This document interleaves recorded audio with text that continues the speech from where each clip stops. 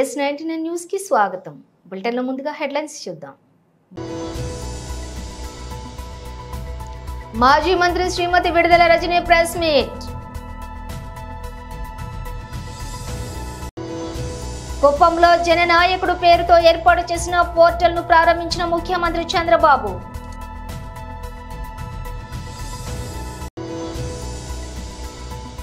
Formula ఈ race case, KTR ఇంటి వెలుపల హరీష్ రావు కీలక వ్యాఖ్యలు.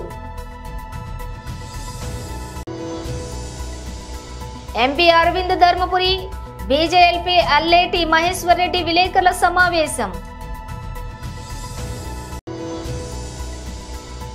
శుభ్మన్ గిల్ పై మాజీ క్రికెటర్ సంచలన వ్యాఖ్యలు. ఇక డీటెయిల్స్ చూస్తే మాజీ మంత్రి శ్రీమతి విడుదల రజని ప్రెస్ మీట్ నిర్వహించారు. నాకేదైనా ఒక అనారోగ్యం సమస్య వచ్చి ఏ హాస్పిటల్కి అయితే వెళ్ళి చికిత్స పొందుతానో అదే హాస్పిటల్లో అదే స్థాయిలోని వైద్యం ఆ రాష్ట్రంలోని పేదవాడికి కూడా అందాలనేది మరి ఆ దివంగత నేత డాక్టర్ వైఎస్ రాజశేఖర్ రెడ్డి గారి ఉద్దేశం. అంటే దీని యొక్క ముఖ్య ఉద్దేశం మనకి ఏమర్థమవుతుంది?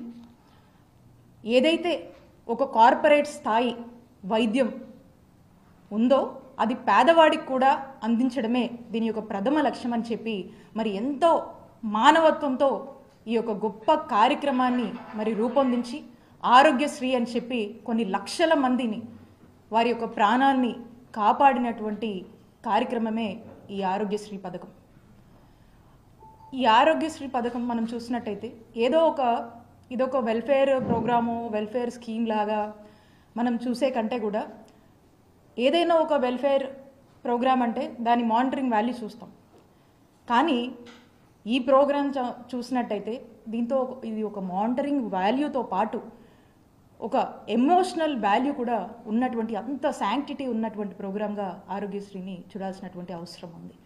మరి ఇదే కార్యక్రమాన్ని ఈ గొప్ప మానవత్వంతో కూడినటువంటి ఈ కార్యక్రమాన్ని దీన్ని నిజం చేస్తూ వైఎస్ఆర్ గారు తీసుకొచ్చినటువంటి ఈ కార్యక్రమాన్ని పేదలకు ఎంతో మంచి చేస్తుందనేటువంటి ఒక గొప్ప లక్ష్యం ఉన్నటువంటి ఈ కార్యక్రమంగా దీన్ని మా నాయకుడు జగన్మోహన్ రెడ్డి గారు దీన్ని మరింత స్ట్రెంథెన్ చేస్తూ మరి మేము అధికారంలోకి వచ్చిన దగ్గర నుంచి ఏ విధంగా అడుగులు ముందుకు వేశారో రాష్ట్ర ప్రజలందరికీ కూడా తెలుసు.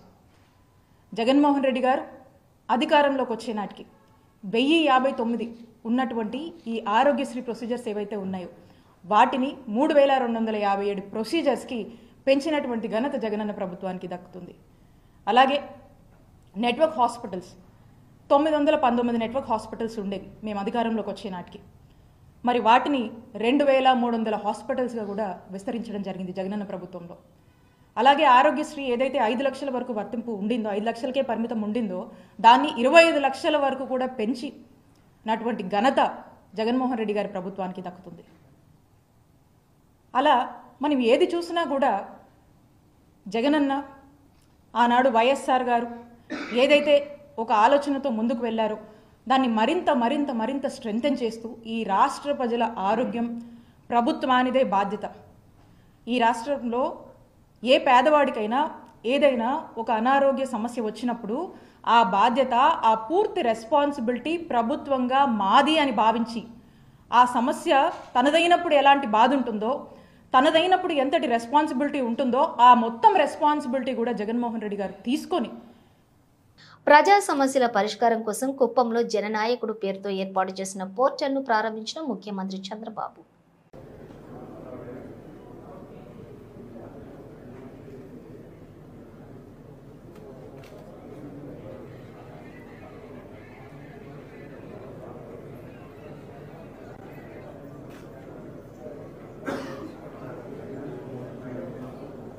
ఆధార్ కార్డు డూప్లికేషన్ తీసుకుంటున్నారా? జిరాక్స్ తీసుకుంటున్నారు. ఓటర్ కార్డు కూడా జిరాక్స్ తీసుకుంటున్నారు.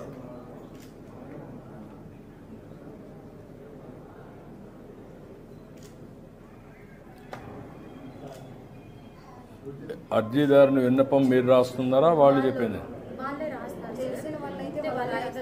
తెలియని వాళ్ళైతే మేమే ఫిల్ చేసి వాళ్ళ సమస్య అడిగి ఏం సమస్య నేను అది రాసి మేము ఇస్తాం. ఇది తీసుకున్న ఇది వచ్చినాక ఇది ఫిలప్ చేస్తారు. ఇది ఫిలప్ చేసిన తర్వాత చేసిన తర్వాత ఇక్కడ కాంటాక్ట్ బుక్ ఉంటుంది సార్ మన సైట్లో జననాయకుడు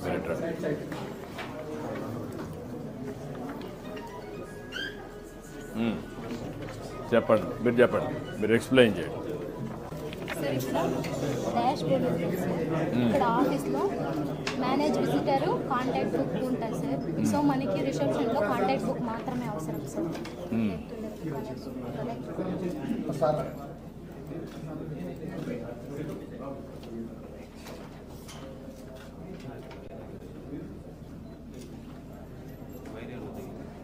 లేదు సార్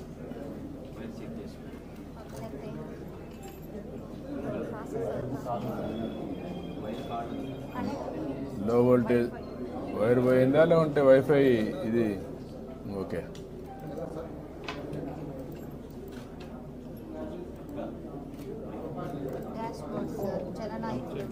జననాయకుడు డాష్ బోర్డ్, అందులో WhatsApp, party core data, TDP, telematics. ఏదైనా కాపీ చేయాలంటే వాట్సాప్లో తీసుకొని కాపీ చేసుకుంటాం సార్. ఏంటా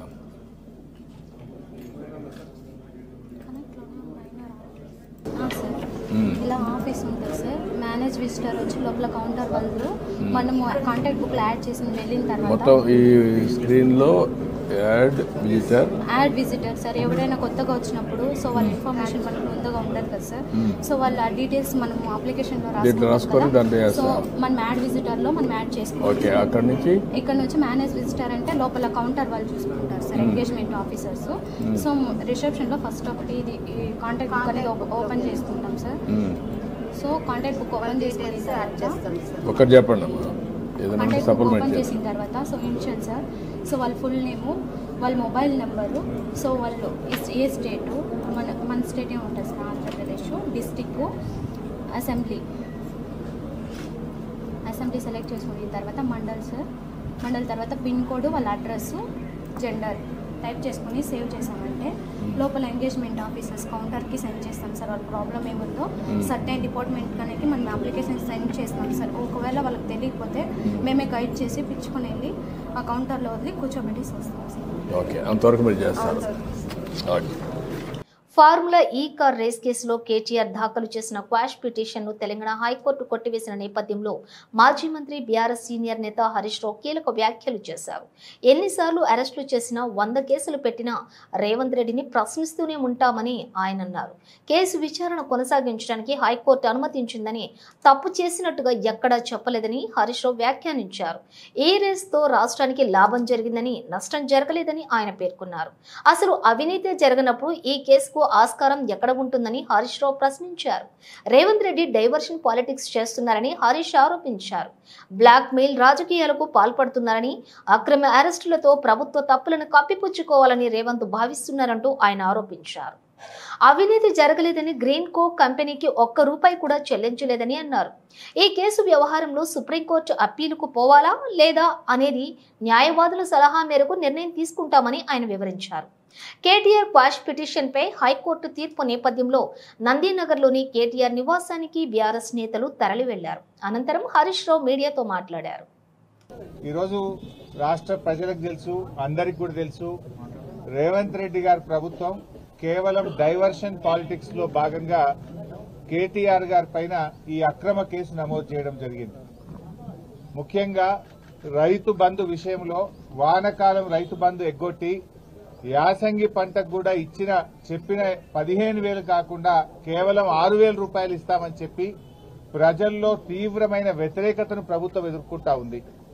ఏడాది పాలన తర్వాత అన్ని సర్వే రిపోర్ట్లలో కూడా ఈ ముఖ్యమంత్రి ఫెయిల్యూర్ సీఎం అని, ఈ ప్రభుత్వం ఫెయిల్ అయిందని చెప్పి ఈ రాష్ట్రంలో వచ్చిన అన్ని సర్వే రిపోర్ట్లు కూడా తెలియజేస్తా ఉన్నాయి. సో ఈ క్రమంలో మా అక్రమ కేసు పెట్టి ప్రజల యొక్క దృష్టిని మరల్చాలని ఒక డైవర్షన్ పాలిటిక్స్ కు రేవంత్ రెడ్డి గారు పాల్పడతా ఉన్నారు. మాకు తెలుసు రేవంత్ రెడ్డి గారు ఇలాంటి ఇంకా అక్రమ కేసులు చాలా పెడతారని, ఇంకా మాలాంటి చాలా మంది నాయకుల మీద కూడా ఇలాంటి అక్రమ కేసులు ఆయన పెడతాడని. వీటన్నిటిని ఎదుర్కోవడానికి మేము సిద్ధంగా ఉన్నాం. మాకు తెలంగాణ ప్రజలు ముఖ్యం, ఈ రాష్ట్రం ముఖ్యం. ఎన్నో పోరాటాలతోని త్యాగాలతోని తెలంగాణ తెచ్చుకున్నాం. తెలంగాణ బాగుండడం, తెలంగాణ అభివృద్ధి చెందడం, తెలంగాణ ప్రజల సంక్షేమం బీఆర్ఎస్ పార్టీకి అత్యంత ముఖ్యమైనది. మీరు ఎన్ని కేసులు పెట్టినా, మా మీద ఇంకా ఎన్ని రకాలుగా ఒత్తిళ్లు పెట్టినా ఈ రాష్ట్ర ప్రజలకు నువ్వు ప్రజలకు ఇచ్చిన 6 గ్యారెంటీలు అమలు చేసేదాకా నీ ప్రభుత్వాన్ని నిన్ను ఎట్టి పరిస్థితుల్లో వదిలిపెట్టం. రేవంత్ రెడ్డి అనుకుంటున్నాడు బ్లాక్మెయిల్ రాజకీయాలతోనో అక్రమ కేసులతోనో అరెస్టులతోనో తన ప్రభుత్వం యొక్క తప్పిదాలను కప్పిపుచ్చుకుంటానో మమ్మల్ని మానసికంగా బలహీనపరుస్తానని అనుకుంటా ఉన్నాడు. కానీ మేము మరింత బలంగా పోరాటం తప్ప ఎట్టి పరిస్థితుల్లో నీ అక్రమాలను గాని నీ 6 గ్యారెంటీల అమలుపై నిన్ను ప్రశ్నించడాన్ని వదిలిపెట్టే ప్రశ్నే ఉత్పన్నం కాదు. ఈరోజు కేటీఆర్ గారి మీద హైకోర్టులో కూడా వచ్చిన తీర్పు కేవలం విచారణ కొనసాగించడానికే చెప్పింది హైకోర్టు. ఇది అక్రమ కేసు, దీని విచారణ నిలుపుదల చేయాలని చెప్పి బీఆర్ఎస్ పార్టీ తరఫున మేము కోర్టుకు వెళ్లాం. కోర్టేమి కేసును నిర్ధారించలేదు, ఇది తప్పు జరిగిందని చెప్పింది గాని శిక్ష వేసింది కాదు. కేవలం విచారణ కొనసాగించడానికి మాత్రమే ఈరోజు కోర్టు అనుమతి ఇచ్చింది. విచారణకు సహకరిస్తాం.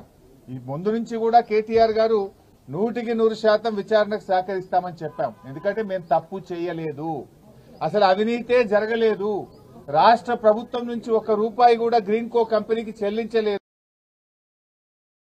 అక్కడ ఇది ఎప్పుడు జరిగింది? రేవంత్ రెడ్డి గారు ప్రమాణ స్వీకారం చేసిన 3వ రోజే ఆ కంపెనీ ప్రతినిధి ఏడాది పాటు నువ్వు ఎందుకు కేసు పెట్టలే, ఏడాది తర్వాత ఎందుకు పెడుతున్నావు? కేటీఆర్ గారు అడుగడుగునా నేను ప్రశ్నిస్తా ఉన్నాడు, నీ తప్పిదాలను బయట పెడతా ఉన్నాడు, నీ ప్రభుత్వం యొక్క వైఫల్యాలను ఎత్తి చూపుతా ఉన్నాడు. కనుక ఏడాది తర్వాత దాన్ని బయట పెట్టినావు. నిన్ను ఆ కంపెనీ ప్రతినిధి కలిసిన విషయాన్ని నువ్వు ఎందుకు బయట పెట్టలే, మీడియాకి ఎందుకు చెప్పలే? అది మేం బయట పెట్టినాం. దీని అంతా బట్టి చూస్తా ఉంటే ఎంపీ అరవింద్ ధర్మపురి, బీజేఎల్పీ అల్లేటి మహేశ్వరరెడ్డి విలేకరుల సమావేశం నిర్వహించారు. ఈరోజు మంత్రి గారు చేసి ఆదేశాలు ఇచ్చి వారితో పరిచయించుకొని ఈరోజు నా ప్రమేయం లేదు, అధికారులదే ప్రమేయం ఉన్నదని చెప్పే ప్రయత్నం చేయడం అంటే ఆ రోజు మీరు నిరంకుశంగా వారిని లొంగ తీసుకొని వారిని భయభ్రాంతుల్ని చేసి మీరు తీసుకున్న నిర్ణయాన్ని వారితో ఇంప్లిమెంట్ చేయించి ఈరోజు మీరు తప్పించుకునే ప్రయత్నం చేస్తున్నటువంటి మరి కేటీఆర్ గారు నిజంగా ఈ ప్రజాస్వామ్యంలో మీరు నిర్దోషి అయితే దీన్ని నిలబడి ఎదుర్కొని వాస్తవాలు తేటతెల్లం ప్రజానీకానికి చేయాల్సినటువంటి అవసరం ఉన్నది తప్ప ప్రజాక్షేత్రంలో ఈ వాస్తవాలు ఏందో నాయకుడు అనేవాడు వాస్తవాన్ని బయటపెట్టి దీన్ని ఎదుర్కోవాలి తప్ప ఈరోజు దొంగతనాల కోట్లకు వెళ్ళేసి తప్పించుకునే ప్రయత్నం చేయడం ఇది బాధాకరం అని చెప్పి తెలియజేస్తా ఉన్నాను. మరి గత ప్రభుత్వంలో జరిగినటువంటి అనేకమైనటువంటి అక్రమాలు, గత ప్రభుత్వంలో జరిగినటువంటి అనేకమైనటువంటి కుంభకోణాలు అవన్నీ కూడా వెలికి తీస్తానని చెప్పినటువంటి రేవంత్ రెడ్డి గారు లక్షల కోట్ల రూపాయలు కక్కిస్తా, లక్షల కోట్ల రూపాయలతోటి మరి సంక్షేమ కార్యక్రమాలు చేపడతానని చెప్పి ఆ రోజు మీరు కాదు రాహుల్ గాంధీ గారితో మీరు పలికించినటువంటి పలుకులు ఇంకా ప్రజలు మర్చిపోలేదు. 2 లక్షల కోట్ల కుంభకోణం ఒక కాళేశ్వరంలో జరిగింది. ఆ 2 లక్షల కోట్ల కుంభకోణంతో 6 గ్యారెంటీలు ఇంప్లిమెంట్ చేస్తా అని చెప్పి ఆ రోజు రాహుల్ గాంధీతో చిలక పలుకులు పలికించిన రేవంత్ రెడ్డి గారు మరి 2 లక్షల కోట్లు ఏమైనాయి? ఆ కుంభకోణం సంగతి ఎందుకు మాట్లాడతలేరు? అదే కాకుండా ధరణిలో జరిగినటువంటి లక్షల కోట్ల కుంభకోణం గురించి మాట్లాడారు. మరి ఆ లక్షల కోట్ల రూపాయల కుంభకోణం సంగతి ఏమైంది?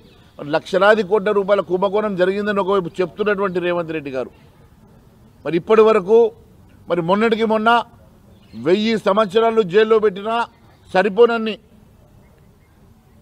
శిక్ష పడుతుందని చెప్పేసినటువంటి రేవంత్ రెడ్డి గారు మరి 1000 సంవత్సరాలకు శిక్ష పడేటువంటి నేరం ఏం చేశారో ఇప్పటి వరకు మీరు బయట పెట్టలేదు.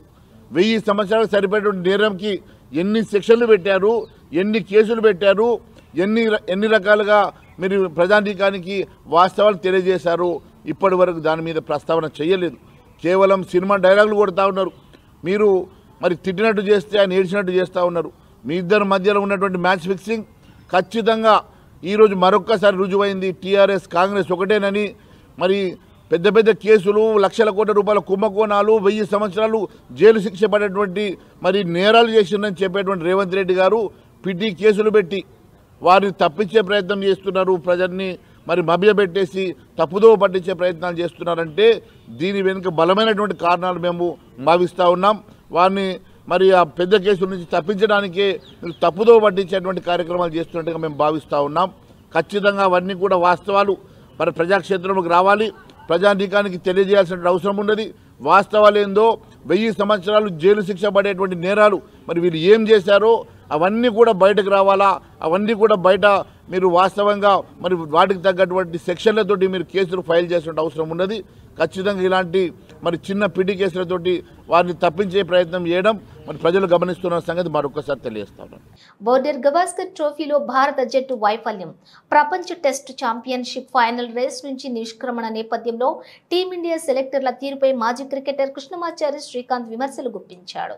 శుభ్మన్ గిల్ కు ఎక్కువ ప్రాధాన్యం ఇస్తున్నారని, పదే పదే విఫలమవుతున్నప్పటికీ జట్టులో చోటు కల్పిస్తున్నారని విమర్శించాడు. ఇందుకోసం ప్రతిభ కలిగిన యువ ఆటగాళ్లను పక్కన పెడుతున్నారంటూ చెప్పాడు. తాజాగా జరిగిన బోర్డర్ గవాస్కర్ ట్రోఫీలోనూ గిల్ విఫలమయ్యాడని గుర్తు చేసుకున్నారు. ఈ సిరీస్ లోని మొత్తం 5 ఇన్నింగ్స్లలో గిల్ కేవలం 93 పరుగులు మాత్రమే చేశాడని శ్రీకాంత్ చెప్పాడు. గిల్ ఓవర్ రేటెడ్ క్రికెటర్ అని శ్రీకాంత్ వ్యాఖ్యానించారు. ఈ విషయం తాను ప్రతిసారి చెబుతున్నప్పటికీ ఎవరూ వినటం లేదన్నాడు. సూర్యకుమార్ యాదవ్ సత్తా ఉన్న ఆటగాడని, అతడి టెక్నిక్ బాగుంటుందని మెచ్చుకున్నాడు. యాదవ్ తో పాటు ఫస్ట్ క్లాస్ క్రికెట్ లో అద్భుతంగా రాణిస్తున్న రుతురాజ్ గైక్వాడ్, ఇండియా ఏ టూర్లలో మెరుస్తున్న సాయి సుదర్శన్ వంటి ఆటగాళ్లకు టెస్టులో ఎక్కువగా ఛాన్సులు ఇవ్వాలని సెలెక్టర్లకు సూచించాడు. ప్రతిభ కలిగిన యువ ప్లేయర్లను ప్రోత్సహించాలని కృష్ణమాచారి శ్రీకాంత్ చెప్పాడు. సంక్రాంతి సీజన్ వస్తుందంటే తెలుగు రాష్ట్రాల్లో హడావిడి మామూలుగా ఉండదు. ప్రయాణాలు ఊపందుకుంటాయి. ఇటు ఏపీ అటు తెలంగాణ రాష్ట్రాల ఆర్టీసీలు వేల సంఖ్యలో అదనపు బస్సులు వేసినా ప్రయాణికుల రద్దీ ఏ మాత్రం తగ్గదు.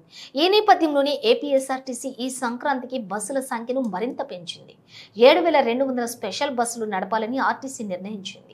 తెలంగాణ ఇతర పొరుగు రాష్ట్రాలకు పెద్ద సంఖ్యలో స్పెషల్ బస్సులు నడపనున్నారు. సంక్రాంతి స్పెషల్ బస్సులు జనవరి 8 నుంచి 13వ తేదీ వరకు అందుబాటులో ఉంటాయని ఏపీఎస్ఆర్టీసీ వెల్లడించింది. హైదరాబాద్ నుంచి ఇతర ప్రాంతాలకు 2,153 బస్సులు, బెంగళూరు నుంచి ఇతర ప్రాంతాలకు 375 బస్సులు, విజయవాడ నుంచి 300 అదనపు బస్సులు నడపనున్నారు. ఇక తిరుగు ప్రయాణానికి ఈ నెల 16 నుంచి 20 వరకు 3,200 ప్రత్యేక బస్సులు నడపనున్నారు. ప్రత్యేక బస్సుల్లో ఎలాంటి అదనపు ఛార్జీలు ఉండవని ఆర్టీసీ స్పష్టం చేసింది. ఒకేసారి రానుపోను టికెట్ బుక్ చేసుకుంటే 10% రాయితీ లభిస్తుందని కూడా వెల్లడించింది. ఈ స్పెషల్ బస్సుల్లో ముందస్తు టికెట్ బుకింగ్ చేసుకునే సౌకర్యం ఉంటుందని తెలిపింది. కామారెడ్డి పట్టణంలోని గాంధీగంజ్లోని వ్యవసాయ మార్కెట్ కార్యాలయం ఆవరణలో నూతనంగా నియామకమైన వ్యవసాయ మార్కెట్ కమిటీ పాలకవర్గ ప్రమాణ స్వీకారానికి ముఖ్య అతిథులుగా ప్రభుత్వ సలహాదారులు మహమ్మద్ షబీర్ అలీ, ఇన్ఛార్జ్ ముఖ్యమంత్రి Jupally Krishnarao, MP Suresh Shetkar, municipal chairperson Gaddam Indupriya Chandrasekhar Reddy హాజరయ్యారు. మార్కెట్ చైర్మన్ గా ధర్మగోని లక్ష్మి రాజగౌడ్లను నియమించారు. మార్కెట్ వైస్ చైర్మన్ గా మిల్కూరి బ్రహ్మానందరెడ్డిలను నియమించారు. ఈ కార్యక్రమానికి జిల్లా కాంగ్రెస్ కార్యకర్తలు పెద్ద ఎత్తున పాల్గొన్నారు. సుదీర్ఘ రాజకీయ అనుభవం ఉన్నటువంటి మీ అభిమాన నాయకుడు, రాష్ట్ర ప్రభుత్వ సలహాదారు, ఈరోజు నా పెద్దలు షబీర్ అలీ గారు, అట్లాగే మరో మీ అభిమాన నాయకుడు సీనియర్ ఎంపీ గారు, తెలంగాణ ఉద్యమంలో పార్లమెంటును దడదడలాడించిన సురేష్ శెట్కర్ గారు, అలాగే ఈనాటి Kamareddy market AMC chairman Lakshmi Raja Goud గారు, అట్లాగే వైస్ చైర్మన్ బ్రహ్మానంద రెడ్డి గారు, అట్లాగే పాలకవర్గ డైరెక్టర్స్ అందరికీ, అట్లాగే గడ్డం ఇందుప్రియ గారు చైర్పర్సన్ కామారెడ్డి గారికి మున్సిపాలిటీ, అట్లాగే చంద్రకాంత్ రెడ్డి గారు జిల్లా గ్రంథాలయ సంస్థ చైర్మన్ గారికి, ఇంకా వేదిక పదవులు అలంకారప్రాయం కాకూడదు. రైతుల శ్రేయస్సు కోసం నిత్యం కష్టపడుతూ market AMC agriculture market committee యొక్క ఆదాయం పెంచుతూ కేవలం మార్కెట్కి వచ్చిన ధాన్యాన్ని కొనుగోలు అమ్మకాలకే కాకుండా రైతులకు సంబంధించిన వివిధ రకాల సమస్యలు ఉంటాయి, వాటన్నిటిని పరిష్కరించే స్థాయికి ఎదగాల. ఎట్లా, ఎందుకంటే చాలా ఆదాయం అంతా అన్యాక్రాంతం పెడతా ఉంటుంది. ఆదాయం రాకుండానే బయటనే ట్యాక్స్ కట్టకుండా ట్రక్కులు పోతూ ఉంటాయి. వాటన్నిటిని కంట్రోల్ చేసి కలిసి ఇక ఏఎంసీ ఆదాయం పెంచే కలిసి చేయాలి ఒకటి. రెండవది మీకు సూచన, కరీంనగర్ జిల్లాలో ఒక సొసైటీ ఉంది, బుల్కనూర్ సొసైటీ. ఆ బుల్కనూర్ సొసైటీ ఒకసారి మీరు సందర్శించి ఊళ్ళో గడిపినట్టు పొద్దున పోయి సాయంత్రం దాకా ఎంత గొప్ప గొప్ప కార్యక్రమం చేస్తామో రైతులకు సంబంధించిన అన్ని రకాల సమస్యలు పరిష్కారం చేస్తాము. మీ యొక్క మార్కెట్ కమిటీ కూడా ఆ సొసైటీ చేసే పనులు మీరు చేయొచ్చు. రేవంత్ రెడ్డి గారి నాయకత్వాన కొనసాగుతూ ఉంది. వస్తూ పేపర్ చూస్తాము. రాష్ట్ర ప్రభుత్వ ఉత్తర్వుల ద్వారా వ్యవసాయ మార్కెట్ కమిటీ కామారెడ్డి అధ్యక్షులు, ఉపాధ్యక్షులు, సభ్యులుగా నియమింపబడినారు. నేను నా పదవీ కాలంలో వ్యవసాయ మార్కెట్ల చట్టం మన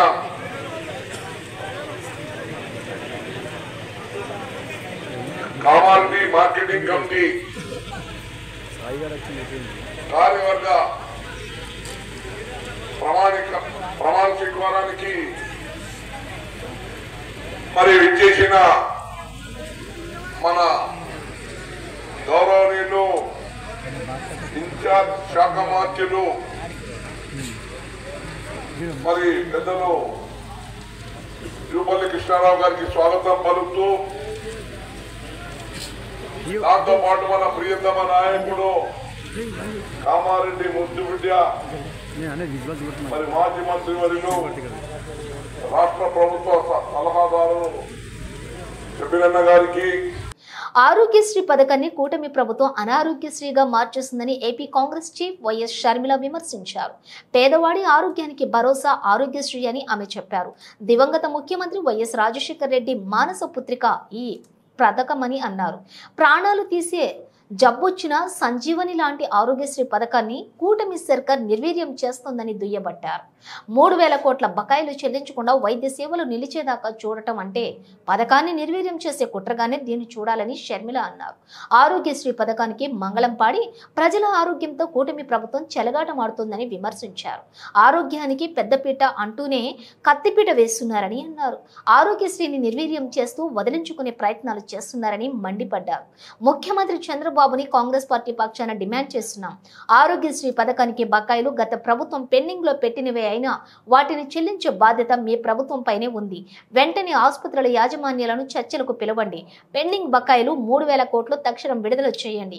ఆరోగ్యశ్రీ సేవలను వెంటనే పునరుద్ధరించి పథకానికి ఏ లోటు రాకుండా చూడాలని డిమాండ్ చేస్తున్నాం అని షర్మిల చెప్పారు. ఈ మేరకు ఆమె ఎక్స్ వేదికగా స్పందించారు. బులెటిన్ ముగించే ముందు హెడ్లైన్స్ మరోసారి. మాజీ మంత్రి శ్రీమతి విడుదల రజనీ ప్రెస్ మీట్.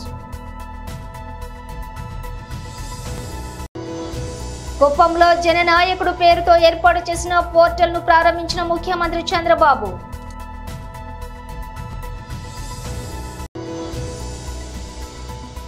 ఫార్ములా ఈ రేస్ కేసు, కేటీఆర్ ఇంటి వెలుపల హరీష్ రావు కీలక వ్యాఖ్యలు.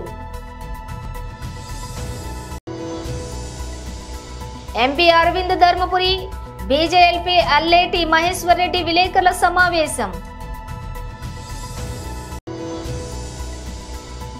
శుభ్మన్ గిల్ పై మాజీ క్రికెటర్ సంచలన వ్యాఖ్యలు. ఇవి బులెటిన్ విశేషాలు. మరో బులెటిన్ తో మళ్ళీ కలుద్దాం.